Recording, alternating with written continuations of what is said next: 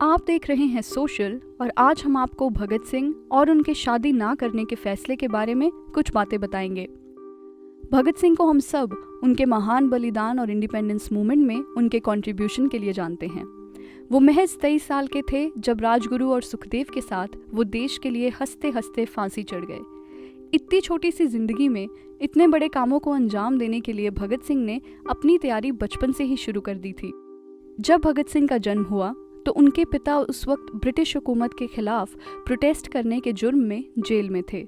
जब भगत सिंह बड़े हो रहे थे तो अपने चाचा अजीत सिंह, जो लाला लाजपत राय के साथी और फ्रीडम फाइटर थे, उनसे बेहद प्रभावित थे। फिर जब भगत सिंह के दूसरे चाचा स्वर्ण सिंह को ब्रिटिश हुकूमत ने टॉर्चर किया तो भगत सिंह ने छोटी सी उम्र में ही ठान लिया कि वो अंग्रेजों से भारत को आज़ादी दिलाकर ही रहेंगे।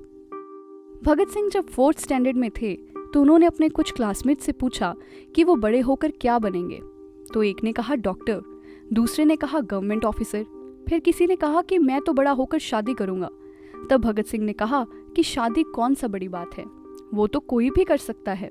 मैं अंग्रेज़ों को भारत से भगा के दिखाऊंगा। इस इंसिडेंट से हमें पता चलता है कि देश प्रेम भगत सिंह की रगों में बचपन से ही दौड़ता था।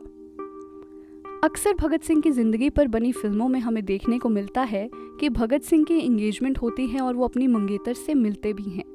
ये महज एक फिक्शनल अडैप्शन है क्योंकि हकीकत में भगत सिंह कभी भी अपनी मंगेतर से नहीं मिले थे, क्योंकि उस ज़माने में रिश्ता तय होने के बाद भी एक लड़का और लड़की अपनी शादी के दिन ही मिला करते थे। हुआ यूं कि भगत सिंह की दादी जब बीमार रहने लगी तो उन्होंने जोर दिया कि भगत सिंह की शादी अब जल्द ही कर देनी चाहिए। फिर एक लड़की को परिवार की तरफ से पसंद किया गया और मिलने की तारीख तय कर दी गई। पर भगत सिंह कभी शादी नहीं करना चाहते थे। वो जितना क्रांति को समझते जा रहे थे उतना ही क्रांति का हिस्सा बनने का जज्बा उनके अंदर पैदा हो रहा था, जिसके चलते उन्होंने बंगाल, जो उस समय क्रांति का गढ़ था, वहाँ के फ्रीडम फाइटर्स से संपर्क कायम किया। उनकी पार्टी में शामिल होने की सिर्फ एक ही शर्त थी कि जब भी वो आवाज़ देंगे तो पार्टी का हिस्सा बनने की चाह रखने वाले नौजवानों को अपना घर बार छोड़ कर आना होगा।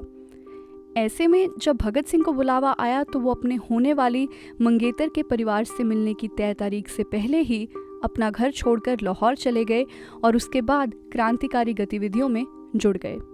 उन्होंने जाते हुए अपने पिता को खत लिखा था कि मेरी ज़िंदगी का मकसद भारत की आज़ादी है, मुझे दुनियावी चीज़ों की चाह नहीं। मेरे उपनयनम के वक्त मेरे चाचा जी ने मुझसे वादा लिया था कि मैं देश के लिए अपनी जान न्यौछावर कर दूं, और उसी वादे को पूरा करते हुए मैं अपनी खुद की खुशियों का त्याग करते हुए देश की सेवा करने जा रहा हूं। और उसके बाद कैसे भगत सिंह क्रांति का हिस्सा बने और अपने जीवन को देश के लिए निसार कर दिया, इस कहानी से देश का बच्चा बच्चा वाकिफ है। भगत सिंह सच ही कहते थे कि मेरे जज्बातों को इस कदर जानती है मेरी कलम कि मैं इश्क भी लिखना चाहूँ तो इनकलाब ही लिखा जाता है।